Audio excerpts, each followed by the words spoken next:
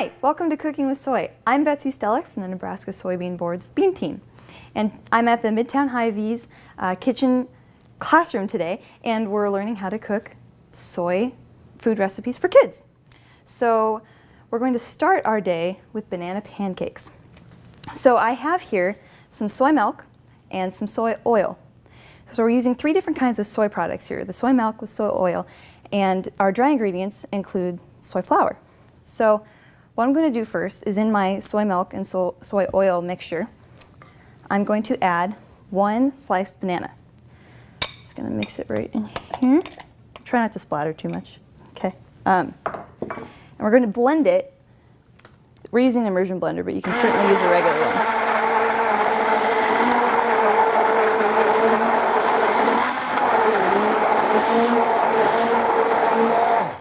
Okay, so now that we've got our wet mixture all blended up, we're going to add it to our dry mixture, which again has flour, soy flour, and a little bit of baking powder. So we're going to add it in. All right. And just mix it enough to make everything wet. Don't over mix it, because then you'll have tough pancakes. Nobody likes a tough pancake. So.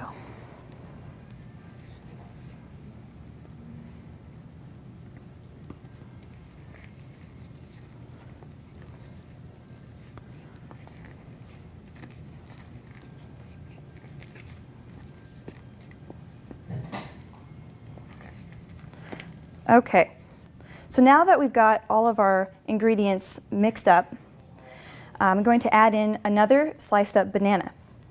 We're just going to fold it in. Again, trying not to overmix our pancake batter. Now you'll notice that this pancake batter is a little bit thicker than your average pancake batter. That's due to the soy flour.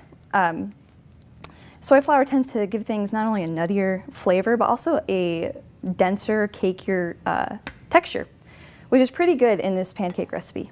So using about 1/4 of a cup for each pancake, we're just going to spoon a little bit of it on our griddle, which we have over medium-high heat. Okay.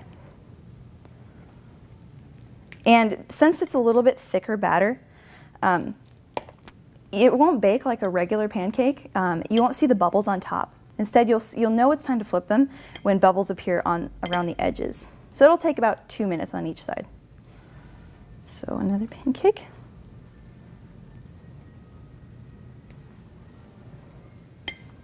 Okay, so I see the bubbles, so it looks like we're ready to flip here.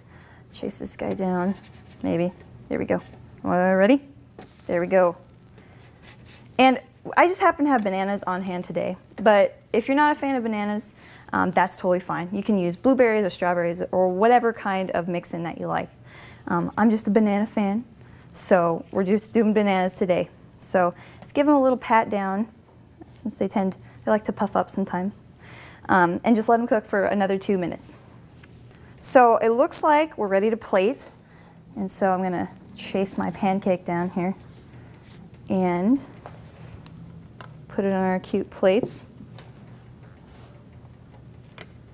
So they're nice and cute and golden brown. And I'm just going to top it with a little bit of butter, because you can't have a pancake without butter. And, oh my gosh, they smell so good. And a little bit of heart-healthy maple syrup. There we go. So our banana pancakes started off our healthy soy food day, but because we're going to have a busy day, the next recipe I'm going to make is a walking salad. Our next kid-friendly recipe is a super simple, fun snack to take on a hike or a trip to the park. It's also super fun to make together with your kids. It's called a walking salad. It only has a few ingredients, but it's very good and really healthy too. So we're going to start out with 1 apple. And I have a core here, which looks kind of interesting. But we're just going to take the core out of the middle of the apple so we can fill it with some good treats. So how you core an apple is you just got to muscle into it a little bit, and it'll give you some juice back. But it's a cool tool because it just takes the core out like that.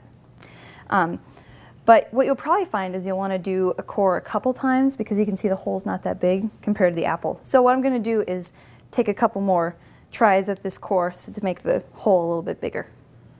Okay, so as you can see, I've cored out my apple a little bit more so we can stick a lot of soy nut butter in it, because I like soy nut butter.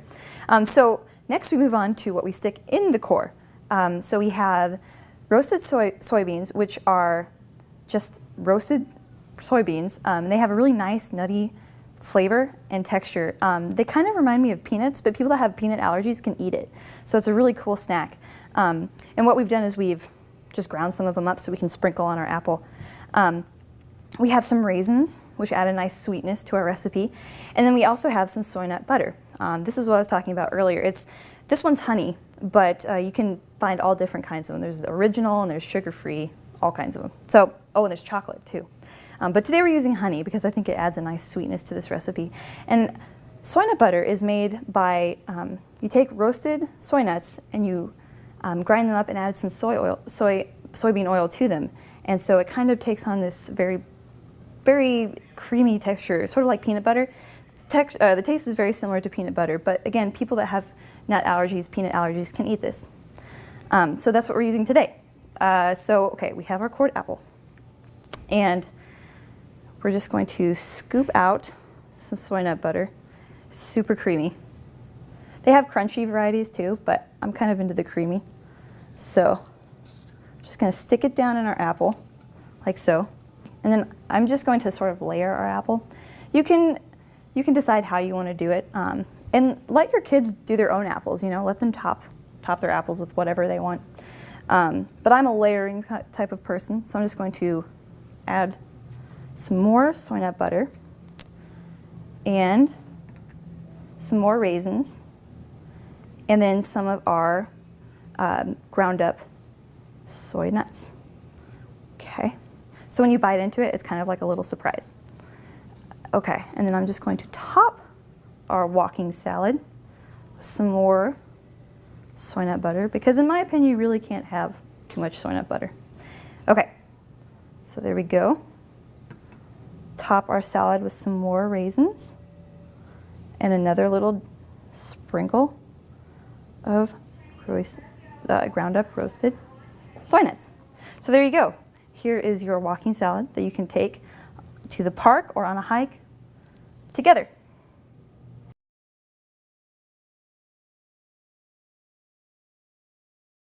Okay, so you're back from the park and your kids need a snack. Well, smoothies are always a great choice, and it's easy to incorporate soy into smoothies. So my favorite recipe, and one that's always been popular with kids, is our chocolate power smoothie. It's really simple to make. It goes in one blender and it takes seconds. So what we have is 2 cups of chocolate soy milk. And we add that to the blender. And our next ingredient is half a banana. So it adds a little bit of nice texture and banana flavor. Interesting ingredient in this smoothie is half a teaspoon of chocolate pudding mix. And it may sound strange, but chocolate or pudding mix, it kind of makes things a little bit thicker and richer. And who doesn't love pudding? So to round out this recipe, we are using 1/4 of a cup of our soy nut butter. So it gives it a nice nutty flavor. Okay. And then finally, we will add 2 cups of crushed ice. Okay. Then you just blend it up.